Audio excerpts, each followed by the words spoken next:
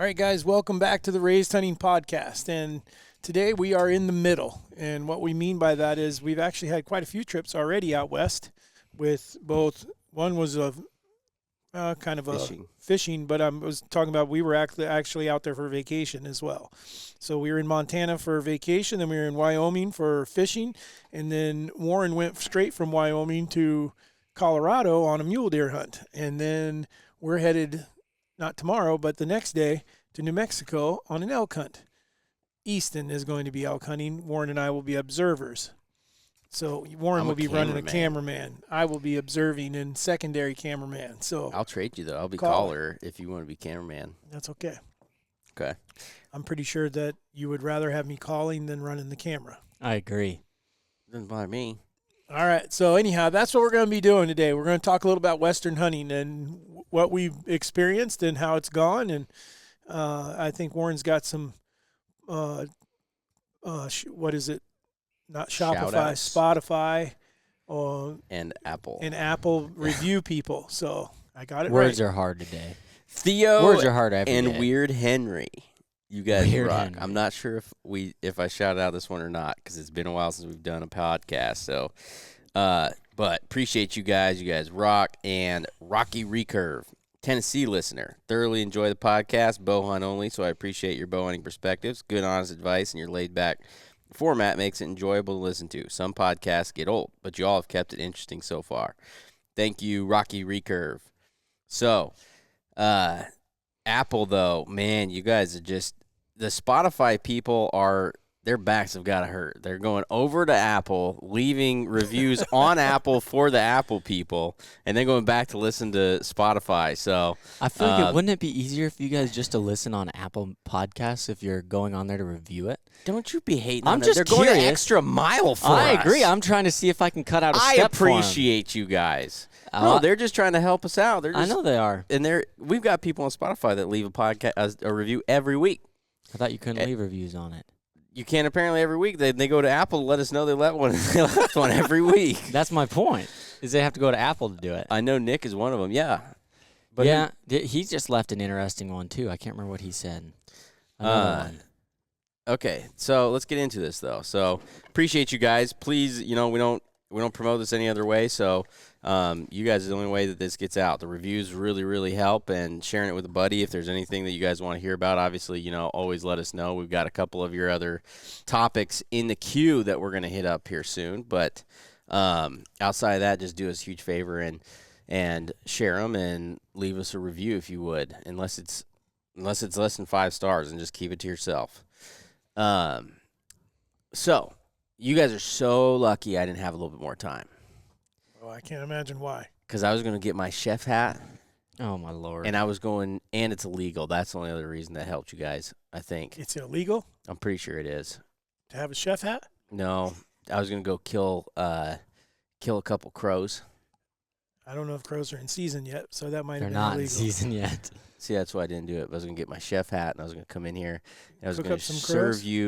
you each a full Eat dish crow. of crow, and me a Is that half what a would- dish is that of what it crow. was? Huh? Is that what the deal was? What deal? Wait, why? He's saying because Because we you said both- that he would not kill Yeah, us. that's what I was On saying, the deal. air, we're wrong. I want to say that there was money involved, but I'll take a crow instead. I don't remember there being money involved. I There just was no remember money involved. I don't think there was a crow involved either, so Yeah. I don't think No, it's the saying is that you're going to have I to know, eat crow. Gotcha. Okay? And Where's that come each from? of you have to eat crow, and I have to eat a little crow because I'm the one that screwed it up. Humble pie. Mm-hmm. Yeah, So do you We're remember not what, giving him pie. That's too good. Do you remember what your prediction was for my Colorado hunt? I just think that I said it's going to be tough. To Dad kill predicted no shot. no shot. I predicted second week shot. Yeah, if it was But going you to be a didn't- shot in Yeah, the but second you week. didn't even make it to the second week. Well, I guess I don't even know if you hunted into your second week, right? Yeah. Yeah, so I was off by 2 days. Nick will need to go and get cuts of verbatim each of their Hey, I'm owning sayings up from to the- mine. Yeah, we got everything's on air now. Yeah. I think you said that you didn't know if we'd even see a deer that was worth shooting. I think that might have been what your statement was. Could have been. And I'll give you like day 2. I was afraid that you might be right, but I had once I had faith as long as you saw them. If you couldn't find them, I was like, yeah, he's gonna have an interesting time. Well, I had faith you'd see them like from the road, like you'd see them in places where you couldn't hunt and stuff like that. right. But not. But I just know that if you give you enough time with something, you're gonna kill something. stubborn to death. But you got me on days. You got me earlier than what I was anticipating. So we did end up getting a shot day 4, and then unfortunately, I screwed it up and I hit the deer too high. And he was, according to Ike, he said like low 60s. I don't know. I He's tall. Did not think the deer was that big. And in velvet. Yeah, full velvet. He was. So I Maybe guess you might ought to back up and explain to everyone what you did. I mean, yes, you went mule deer hunting, but I mean, you didn't go with an outfitter. yeah. You know, it was just kind of a random picked a zone and said, I'm going to go see if I can kill an antelope here. I mean, a mule deer.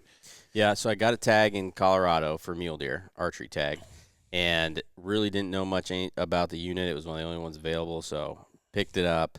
And the first thing when Nick and I initially drove into the unit, I was like, oh, God, I really screwed up because, I mean, you needed rope equipment. Like, this stuff was straight up. And so then I was a little bit, like, nervous about it. But anyways, as we continued on, then it's really weird because you go from super, super steep mountain goat sheep country to, like, kind of lower country, more rolling stuff. But the problem with that stuff was that you couldn't really glass anything.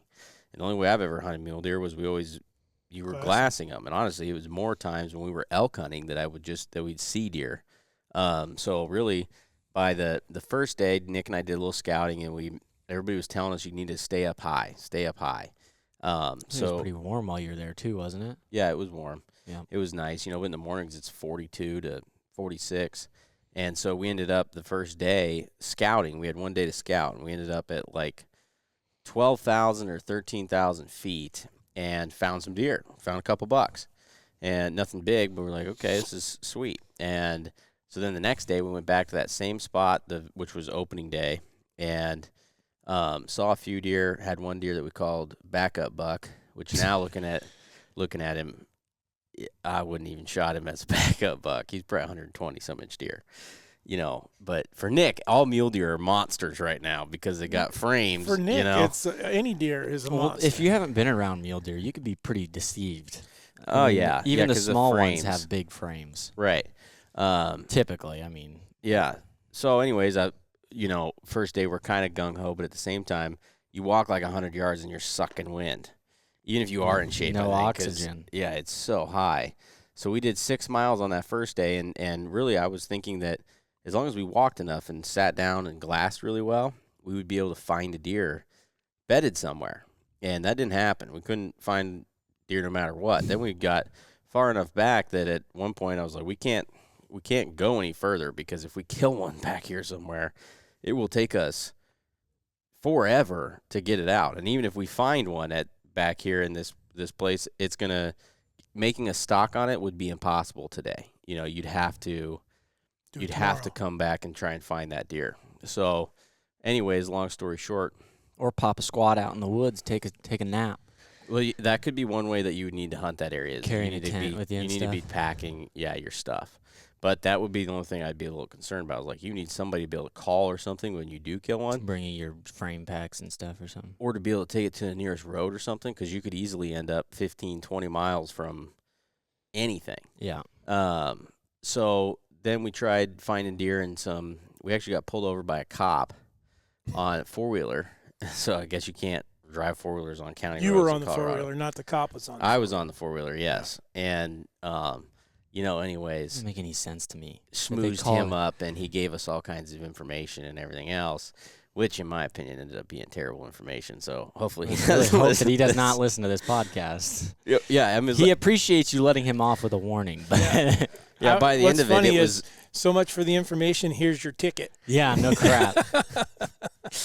by the end of it, it was pretty one-sided. He's like, "Where'd you see those elk again?" And I'm sending him flipping waypoints, And so, anyways, then we went and checked out some of those spots, and and we just could not find deer there. And so then finally Nick and I were like, okay, well, let's just go back and try where the only place that we've seen stuff was at this super high country type 11,000, 12,000 plus feet. I'm like, let's just go back to that and see if we can find anything. And then so that's what we did. The next day we went back, and then we went and just found a couple spots on the map that were really high that kind of resembled where we'd seen some of the other deer. And I was like, let's just go and look at that, because like Ike and Eastman and some of those other guys are telling us, that they don't go very far, that the mule deer pretty much when they're in velvet still with their bachelor groups, they stay there. So I'm thinking, well, we don't need to go back to that other spot because I know what's there, and there's not anything that's worth shooting. Yeah. So we're going into this first spot, and then Nick's like, there's an elk. Everything stayed on the right side. Everything was on the passenger side the whole flipping time. And so then he's looking, he's like, oh, there's some mule deer. He's like, no, there's sheep. And so we're looking at bighorn sheep and then a bull elk, in the same frame. Just hanging out. Yeah. And then we go up further and we get to the end of this thing, and then we see deer everywhere. And I was like, holy shit, there is animals here. Like, we were finding a lot of deer. And but that was in an afternoon, because that's what it was. That we burned the second day. Nick and I did a 13. I couldn't track it on Onyx because my phone was starting to die. So it was 13 to 15 miles that we did. And it was terrible. Absolutely awful. It's a lot. It was a lot. Like, I wouldn't have made it and left the last 2 or 3 miles if the truck wasn't any further, because it was like you came up over the mountain and it was actually still over one other mountainside, and so I'm doing like the Timmy Tom shuffle, all pissed off for 2.5 miles. So, well, you didn't have a choice though. What else are you gonna do? That's exactly what I told Nick. I was like, I don't know if this is really pushing yourself, or it's just a matter of you burned the I'm boats. screwed. I've got no point. There's no other option here. Mm-hmm. I even looked at my pack. I was like, I don't have enough stuff to make it overnight. Nick's sitting there thinking, how much money would I have to spend, or how long would I have to make payments on calling the 911 button on the GPS? It might put me in debt for a couple years, but well, and the reason we did that is because that was more open country, and so I figured if we walked far enough and glassed these canyons, because you could glass them pretty well, that we would find a deer. And when we didn't find a deer, then I was just really agitated. That's when we have video of me throwing rocks at Colorado at the ground, saying, "Screw you, Colorado." I'm sure that really made a difference. But anyway, so then once we started finding deer consistently. So then Nick and I went back the next morning, and we found probably 25, 30 deer, and so which was a lot considering what we'd been dealing with. And what we learned was, one, those deer you only have the morning and the afternoon, because once they bed down in that buckbrush stuff, you can't see them. You can't see them at all. They just disappear. And so then we finally so we spent a morning there because we didn't know if there was a buck there or anything yet. And so we kind of burnt a morning, honestly. And no, actually that was the day we got shot. So now we got to day 4. Day 3 was when we found the place. Day 4 morning, we spent the same amount of time in that same area glassing, because I figured there may have been bucks that we hadn't seen.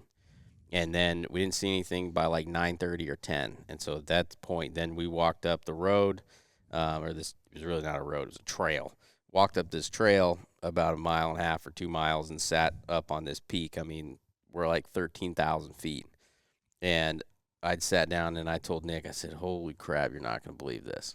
And the very first thing that I sat down and looked at your spot and scope, there was a shooter buck. And I couldn't believe it. And then the other thing was these 2 stupid deer. Like, they really just pissed me off. Because there's these 3 deer on a flipping cliff. Like, I'm not even shitting you. Like, it's just a straight-up cliff. And Nick's like, are those sheep? And I said, no, they're deer. They're freaking mule deer. And I was like, if they go up there. And so he's down below them. So I'm, like, yelling at him through the spot and scope. Every time he, like, starts walking that way, I'm like, no, don't you do that. Don't do that. Because, like, there's no way you're killing these deer. Yeah. No way. Like, you got to go up on top of the moon first before you can even consider stalking these things. So fortunately, though, then they decided they all were going to come off that mountain. And they were just running around all goofy. And so we watched this buck, and he didn't bed down till 1 o'clock. Just for like 3 hours, just walking around everything, and I'm like, we might be waiting here till tomorrow just because this deer's not going to bed. And then he finally bedded, and I told Nick, and he's like, okay, are we going? Are we going? I was like, no, not yet, because we're going to give this deer Make sure he 30, stays. 40 minutes at least, to make sure that he does not move on us. And so we made it till 2, and he stayed in the same spot. And I said, okay, now we can go, and we need to try to beat feet over there. And he was a mile away. And so really, I mean, it was, to get to him was probably about a mile and a half, and it's just was treacherous, like super freaking steep. I mean, we were pretty much, the last 300 yards was basically, you could see the video, hands crawling. How did you mark where he was? What was did you, besides just his antlers? Well, we were fortunate that there was that's what I was telling, I think I was telling you guys, it was so weird. It was like almost high fence hunting, because you'd find these bowls, and then the mountains would make a bowl, and it was so steep. They couldn't go up there. I don't think they could. There's a few places like they could probably if they really wanted to, but I don't really know why they would. But most places they could not just There's go one way over. in or out. Yeah, like they'd have to be selective on where they were going to be. So it was kind of like whatever was in your drainage was there. And if they were up, at the last 12,000, 13,000 feet of elevation, there's no trees. So you could pretty well see everything, but there was cuts and rocks and things like that, and and then this buckbrush is what we ended up learning, that they lay down that stuff and you're not seeing them. So there was a little it was a mini mountain is what we kept calling it, because it was still a flipping mountain, but it was smaller than the other ones, and it just came up to this perfect peak. And I told Nick I thought he was 80 to 100 yards off of that peak. He ended up being 36 yards off the top of that peak. But I was guessing because it was so far away that it was further than I thought. Right. And then we had a rock that we called, that he was laying under. We decided we called it 1 o'clock rock, because it was faced right at 1 o'clock, and a lot of it did look the same. And so as we were going off the mountain, I know we have that on video, I told Nick, I said, I wish I had a phone a friend and could call Dad. Oh. No, I wanted to call Dad because the problem was our wind was supposed to be west or something like that. Where we were sitting, it was like dead north. And then we get halfway off the mountain, and now it's west. And then I knew mini mountain, and then it was a big mountain, that wind was going to like probably split one of the two directions. And I just hunted with him enough to know that he'd be like, look at that probably and say it's probably going to do this or it's probably going to do that. And I needed to know that information, because that was going to dictate whether we tried to come around the Front face on this deer, or if we came around the back. And so we just took our time over there. And I mean, that's why you got to be really, I think you just got to learn as much as you can and not trust that wind sometimes. Because like in the bottom, when I would check the wind, it was going right to him. And so like dead to him. But I was like, I'm confident that wind's got to be doing something different up there. So now him and I have huffed and puffed, and we made it to Mini Mountain in, I think, an hour or an hour and a half. About an hour and a half. And so then we said, okay, we'll drop our packs here, just because it was so much more stuff and so much more difficult to walk. And you think you're how close to him at this point? 300 yards. Oh, okay. 300 to 400 yards if he's on the. And so then we went about halfway up the face of it, and the wind had decided it was going to commit, which was basically dead south. Was for the direction, which happened to be perfect for. Was absolutely money, right? Perfect, and but it was also the complete opposite direction of anything else we'd had yet, which I'm sure was because of the way the mountain laid. And so, anyways, we went around the back, and we come right up over the top. And I mean, I wasn't at the top for more than 26 seconds probably, and I see his antlers, and then I realized right away too that he's not 80 yards. He's right here. And I was like, holy, the fact that all of it. And I also knew, though, too, he wasn't bedded, because there's no way I could have seen his antlers. Yeah. And so then I grabbed Nick and pulled Nick over to the right side of me. And then we both peeked up. So I was missing him for a second, because he was standing right there feeding. And so then I was able to see that he was feeding, and I got a range on him at 36 yards and took my time and everything, but hit him he ducked pretty hard, but I freaking hit him high. And so then he actually ran out. We watched him run out for probably 3/4 of a mile or a mile, and I actually managed to stalk him again because at this point I'm not sure what the hit was. I thought, obviously I knew he wasn't double lung, he wasn't dead, Right. but I felt like it could be at least one lung. Right. There was quite a bit of blood and just where the arrow was. So got out there to him again, got close again because he bedded down, and am trying to find him, and then he must have stood up, and that was where I really got screwed because I had him at 36 yards exactly again. So I got him at 36 yards, and he's like, and then he's moving his head, but I was like, is he freaking walking? And is what it was, he was, but the buckbrush was so tall that he was standing up and walking, and I thought he was bedded. Yeah. And then I was like, oh, he's freaking up. And so I needed him to take, and I'm trying, obviously he's a wounded deer, so I'm doing everything I can to try to find a hole to put an arrow through, and it was so thick, there was no way. I could have shot, I think, and it'd have been just flat irresponsible. But I was hoping he needed like 3 more steps. If he came out 3 more steps, I would be able to put one in his chest for sure. And he must have turned at that point. And so then I wasn't sure where he went, so I just kind of tried to trot up and sneak up to the edge, and then there he is, and he trots out at 60. So I ranged him and hit him at 60, and his like half of his body was covered. But I was, I'm just trying to do the best that I could to recover a wounded animal, and so I went to 60, and I came to full draw, and I put it on his nose, and then moved over because I couldn't see his entire chest. And then, so I know the shot is clear, but I couldn't see it all. And so I'm trying to guess basically where his vitals are. And I squeezed it off, and I'm pretty sure I hit him in the exact same hole as the first one. And so the reason I'm telling everybody on the podcast too is just because I do think it's important for us to be honest and tell people what happened, and not act like we don't have this stuff happen too. Now, I'll be honest, I don't have this happen very often, so it's not like this is a regular thing. Since you've had a wounded animal in a hot minute. Yeah. A big game, at least. Yeah. We just don't count turkeys. Yeah, we don't. Yeah, turkeys can be bad. But so anyways, then Nick and I ended up looking for about 2 days and couldn't find him. And I'm 98% sure that deer is alive and fine. That's one of those situations where it feels wrong probably doing what you had to do on your second shot, but at the same time, you've wounded something, and if you have the opportunity to get another arrow in it to help it expire quicker, do it properly, that's about, for me, that would be the only situations where I will shoot another arrow at a distance. Well, the only thing too I knew, yeah, me too, and the only thing I knew that I was taking into consideration is we could see so far, and I knew I'd be able to watch him for a long time, and I was hoping that would help kill quicker, and he'd fall over, or to be able to watch him bed again, and then know, okay, we've got 2 arrows in him, and I think, and be able, right in the morning, we got to be right there, and hopefully be able to start there. But so that really, really sucked, and I felt terrible.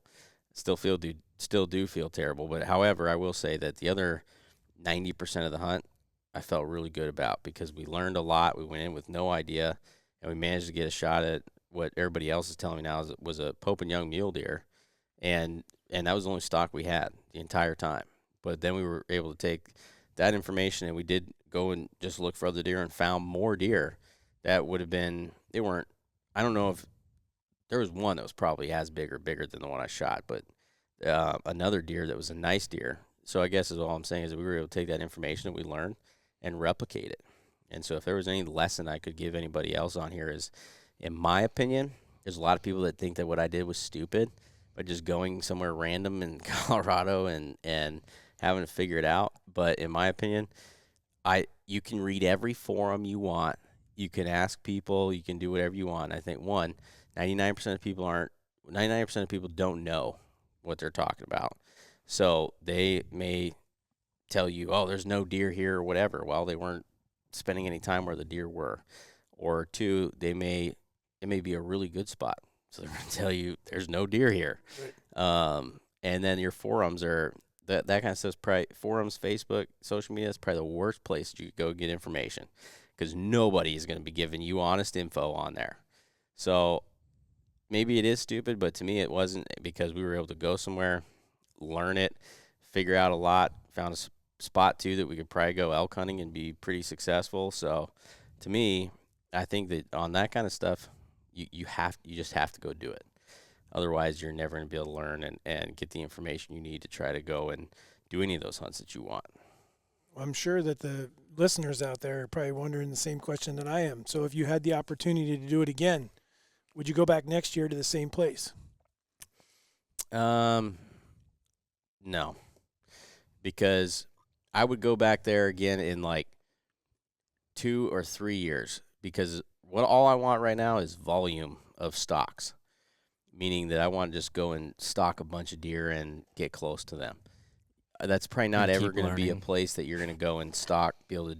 It's not. I mean, even if you could find a shooter every day, you can only do 1 stock a day because it's just so big. Yeah. You're not going to be able to go do 2, 3, 4 stocks. Not a chance. But in the future, yeah. But and I'd say that more of when I'm trying to kill a big deer. I think I could learn a lot more still, and I think that's where volume of stocks would help me. And then I would go back there when I do want to try to kill 170, 80, 90-inch deer, because I think that's one thing that I could definitely take the information I learned is now I know the places to look. And if you had time, probably what I would do is I'd probably go 3 to 4 days before the season opened and do nothing but go to one of those spots, sit, glass. Go to another one, sit, glass. Go to another one, sit, glass. Because the problem is you burn a lot of hunting days because you can only have an afternoon or a morning because it's only while those deer are up that you can find them. So if you had 3 or 4 or 5 days, you might be better off having 5 days to find deer and 2 days to hunt. Yeah. Yeah, if you could locate taking the time to 3 or 4 spots that you know there's a shooter buck in. Yes. And you know where to go. Especially if you're seeing them there consistently. Yep. Well, and that's what, and I think it was probably correct because, like, according to Ike and them, that's what he was saying is that that early they don't go anywhere. So once you found them, like, they're there. And I do believe, like, the buck that I shot, I think that he was there the day before too, and that's why I really think he was there is because if he'd have been anywhere else, we would have seen him. So that's the only place that we couldn't see to. Yeah. So. Well, it sounds like it was a long hunt, but it was a learning lesson. Yeah, it's not a walk in the park hunt. I can promise you that. So I enjoy those hunts. I think more.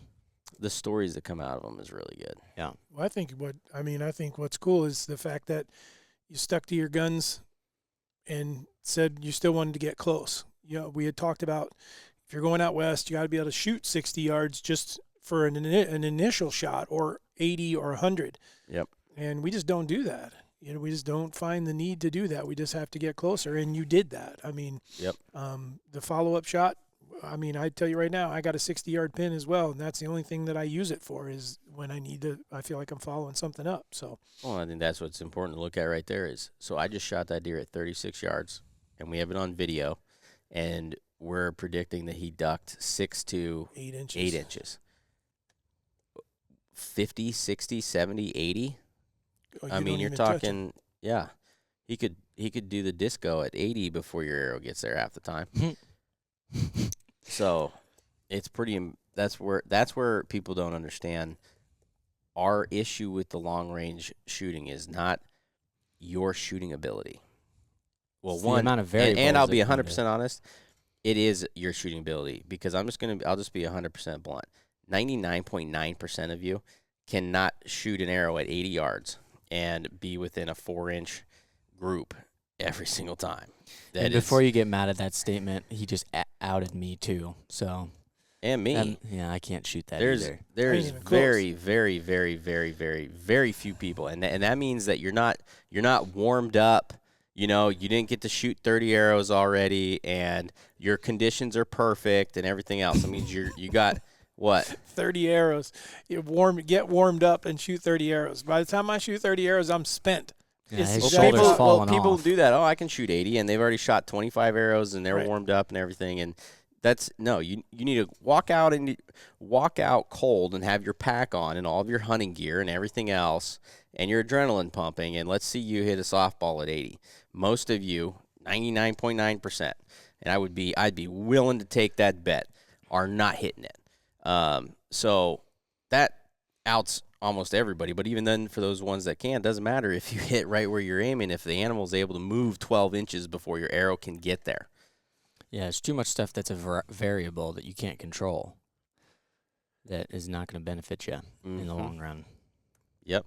Well, and I would be really curious to see, too, if some of that had to do with, at that elevation, 12,500 feet or 13,000 feet, whatever we were, at 80, I'm guessing, I think my bow may have been hitting a little high because of the lack of oxygen, maybe even an inch or 2 inches, right?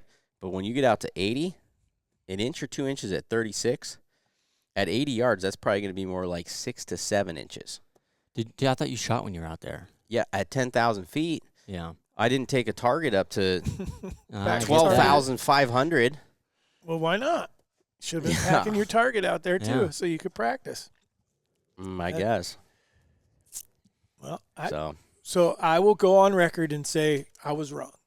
You got a shot, and you did good. I mean, it was a good buck and everything. So, thank you. It's not very often that I It's not very often that he admits he's wrong, That's but right. it is pretty often that he's wrong. He just doesn't admit it. I think I was wrong one other time. No, I wasn't. Never mind. This is one of his worst dad jokes. All right. So now, do we want to fast forward? Do we have anything else to add to that? I'm sure there's a lot of people probably have a lot more questions on how you did it and where you went and, how you tracked what you were doing. OnX plays a huge role in everything that we do because it keeps you from all the way from tracking to what you were doing, so you weren't going back to the same place again if there wasn't something there, marking stuff so you'd know where to find it. OnX was the only reason that we found other deer, because I was able to look at what we had found deer in and find things that replicated that on a map and, marked that one. Right. So Marked you were that using one. the 3D stuff?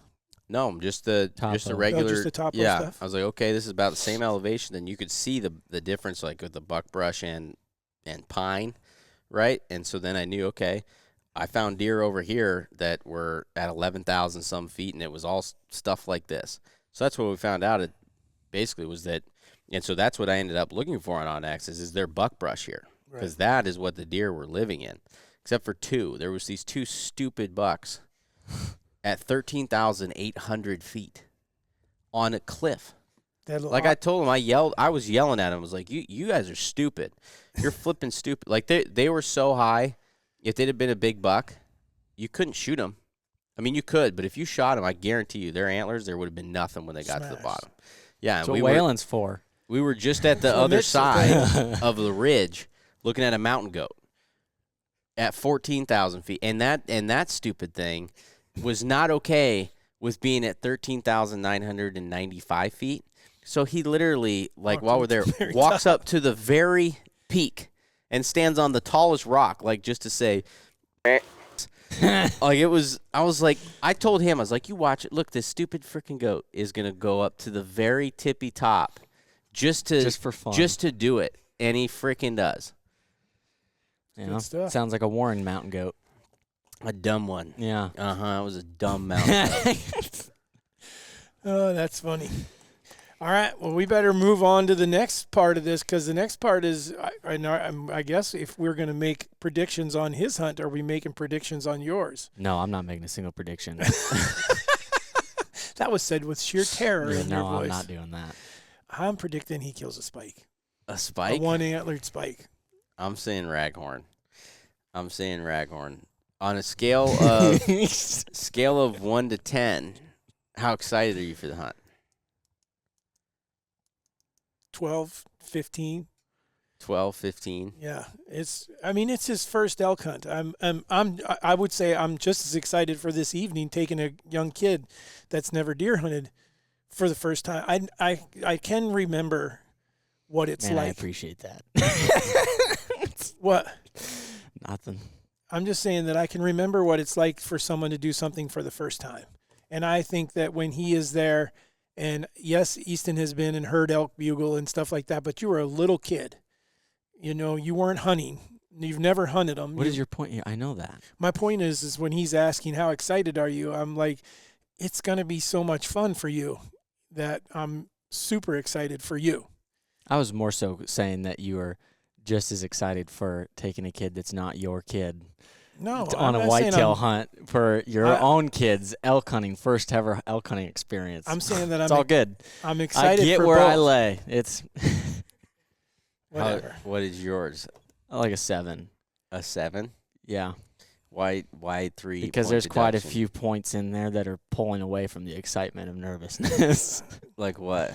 Like 5 or 6 points of nervousness that's pulling away from the extra 3. Probably contributes. Do you remember the movie Armageddon when the dude is talking about, okay, so I'm like 70% excited and 30% scared out of my mind. No, maybe it's more like I'm 30% scared out. 70% scared out of my mind and 30% excited. He doesn't know which it is when they're getting ready to take off in a rocket. And so that's pretty accurate. That's where he's coming from, is that he's trying to like take all that excitement and all that and go, okay, just chill. Just buying the tags today was made it set in. That's really 100% excitement then. No, Yeah. there's a lot of nervousness in there, and that's 2 different feelings. I can assure you on that one. This is the first day I won't have shot my bow in probably the past month. I've shot every day. That's good. that is really good. I think that ideally, you kill on the 4th day in the morning, because then that means. But that the first 3 days, we get to like get into elk. We're finding elk and bugling and calling to them, and they're interacting with us and that stuff, and then we have a few close calls, and that builds up the anticipation, and that's exactly what you want. Yes, that's what I want. Yeah, everyone The worst does. thing that could happen, the absolute not what worst I thing want. that could 350 bull happen. comes running in the very first time and here he comes and he's standing there. I would quite possibly pass him. And no, you wouldn't. I'm just thinking I would never go anywhere from there. Well, it's like I'm going to kill a bigger bull. I can tell you right now, Lake Pickle last year, I was filming him at the place where we're going, and that happened. The first bull. He killed a 350? No, he didn't because of me. Because filming wise, I couldn't get on the bull. He was like there now. It was a 350? No, but it was the biggest bull that we had called in all week. So Being 320? 320 up plus. Was that his first bull? No, he's killed elk before. Yeah. So he had killed elk before. So he wasn't. Totally. But it was like a slam dunk deal. He walked out, saw us, and then did one of those peel things, and he cow called and stopped him, and he's standing there at like 28 yards, But when he came in, I wasn't ready with the camera when they started calling. That's what got it. And then next thing I know, he says, "I see his feet." And when the cameraman doesn't see him at all, and they're coming through big brush, it wasn't like we were in anything open. I'm like, where is it? Next thing I know, he's standing 17 yards away. Yeah. And I'm like, whoosh, and so I had to make the call. Do I let him shoot? And I told him no. And when we went back and looked at the footage, I was glad I told him no, because it was blurry. It wasn't. Yeah. That's what I think I'm doing. The worst thing you could do is kill on the first day, because that means I'm just telling you right now. we're not going to get to elk hunt much, and that would just crush my soul. I think well enough in the view of a cameraman's eyes that if you're telling me no when I know dang well that you're on that bull, I'm shooting. I'm gonna be like I don't care if it's the first 2 minutes. Where is he? I'm not on him. Oh, my gosh. And then my other hand, I'm like, run out. Run. Come back in 3 days. It's going to be an interesting time. Yeah. I think it'll be fun. It's going to be Although blast. I don't have an elk call. Yes, you do. We just got 3 today. Some. You got 3 today. Well, you can use them. I was like, I'm You going need to a use those. I need a diaphragm. diaphragm call. I have some at the house. I just didn't know. I thought they were coming, so I didn't know that I needed to bring Oh, you boy. That means I've got 12 one day hours to get You guys are going to in hate the car. hate that I'm car bringing ride. headphones. Oh, boy. So Warren asked me for my out call the other day, and I did a really good one. I said, I just don't even need a diaphragm call. Yeah. Yeah, you do that for the first 3 days. We'll be good. Sounds a little something like, Yeehaw. You might get one to Yeehaw. stick. Be like, What the heck? flip is that? Yeehaw. He's gonna feel bad for you. Hey, there's No, something there's no wrong way. with this human over here. You guys might want to check on this one. If I do that, there's no way I'm shooting because I'll laugh too hard. I'll be laughing way too hard. I'm not doing that. I doubt it. All right. Well, Warren's wacky fact. sure. In 2016, Domino's tested pizza delivery via reindeer in Japan. Like behind a sled or something? Yes. Why? I don't Out of not all the know. other animals they could have used, why that? I don't They know. had some. They had some local. Maybe they thought it was going to have like a Santa effect and people would buy more or something. I don't know. That could But be a I good think- marketing ploy. I would have applied for that job. But just think about it, though. You could sell, see if people get more deliveries by making Santa Claus deliver it. I didn't know. Your kids would love it. Their kids would be like, I didn't know Santa worked for Domino's. Yeah, I didn't even know Japan had reindeer. I didn't even know Japan had Domino's. Yeah, that's a good point too. That's it. That's the fact that you just wanted Yes. to let people know that. I thought that was a good one. I think it's out there. Could you imagine Pizza Hut No. pulling up with a horse and buggy? You know, You probably could just because there's Amish people Well, around. just you know what's really funny is yesterday I was at Baumgar's and there was an Amish fella came out of Baumgar's, right? And he walks over and there's a trailer hooked to a truck and he has a bunch of bags of feed and he throws all those bags of feed in the back of the trailer and he goes around and gets in the passenger side. What do you think that truck is hauling? Horses? A buggy. Oh. The buggy is in the back. And so I don't understand. Neither does Marshawn Lynch. Oh, Lord. I need to find his TV show. They have these cuts of him on social media where they send Marshawn Lynch to an Amish farm. Okay, so Marshawn's riding in this buggy with him and stuff, and they get to the barn where they're gonna milk cows, and he's like, "Oh no, I'm not doing that," you know. And so then this Amish lady turns on a light, and it's like a DeWalt battery that is, it's got just a switch. Right. And Marshawn looks at her and he's like, "That's electricity." And she says, "It's wireless." And he's like, "You Amish people are cutting corners." And I'm like, I was thinking to myself, I was like, yeah, teach me your tax ways. Yeah, no crap. That would be They the got way to one go. figured out for sure. I need to see Marshawn milk a cow. That's got Gosh, to be that's a little freaking hilarious. That's kind of an odd thing for you to want to watch him do. Just his reaction, is going to be 10 out of 10. That's funny. Okay. All right. It'd be funny. So we're going to wrap this up today. So Warren went on a successful, although non-successful mule deer hunt in Colorado, and you guys will be able to see that with that. We'll be building an episode out of that. There's a lot of footage, a lot of pretty footage. One thing about Colorado, it doesn't disappoint when it comes to the scenery. One note that we should mention, yes, they're a sponsor, but it would just flat floored me, was your guys' camouflage out there. Yeah. It was freaking crazy. There one picture you sent and said, "Can you guys see Nick?" If Yeah. it wasn't for the bottom of Nick's feet. boots, Yeah. I would not have seen him. Yeah, which was the Huntworth camo. Yeah. Yeah, I even told That's him, the I was like, Tarnin one I've told I everybody was like, about. "Nick, put your feet down. Like, try to put your feet down, and he couldn't get his feet down any further because I thought the same thing. I was like, I think I can take this photo, and it's not like I was taking the photo where it was a million miles away or anything edited like or that. anything. Right. Yeah. It was Snapped just a picture. Yeah, it was cool. So anyhow, that was just a note that came to mind that I thought of from out there. And then the next time that we talk to you guys, we will have been to New Mexico on Easton's elk hunt. So we will, and I was just kidding about the spike. That's not my official, my official. Can you shoot a spike there? I don't know if you can or not. Whoa, there's restrictions on what we can and can't. I thought you guys There were just might be. being mean. No, there might be stuff you can't kill. We'll ask them. I was in the mindset that I will shoot a spike. I don't think so. I'm not saying that you weren't in the mindset. I agree with you. But I'm not telling you that you can. I don't know the law right now. We have 13 hours to figure all that out before we get out there. So, What's your real prediction? I don't want to hear it, actually. okay, Well, keep it to myself. do you want to do it for the viewers? What?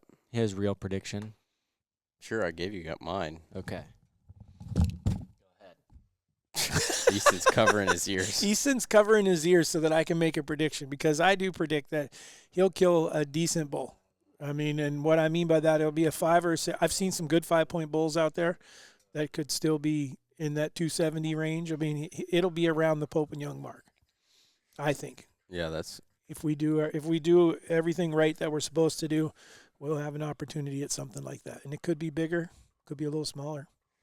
either one. I think we'll be just fine with it. Yeah. Good with me. All right. Okay, you're good. You're good. Oh, so you heard all of it. No, I heard you yell. I didn't yell. I kept breathing with Dad whenever I heard his voice. I breathed louder in my head. All right. Well, thank you guys for tuning in. We appreciate the reviews. We appreciate you guys commenting on what some of the topics are. A lot of our topics right now are going to be based on what's going on at the time. So we apologize if we haven't gotten to your topic right away, but they're not lost. They're just stockpiled. But other than that, man, what are we, 10 days? Roughly 12 days. Well, there's 31 days in September, isn't there? 30. 30. From our opening day? Yeah, so we're 12. 12 Yeah, days 12 from days. October 1st. I know some of the states have already opened, so hunting season's here. I mean, western states have already started, and Well, we're technically there too. I mean, we're taking a kid out youth this season afternoon. here in Iowa started on Saturday. So, yeah. So welcome to hunting season. This is when it really gets fun. Thank you guys for tuning in. From the Raised Hunting crew, we're out.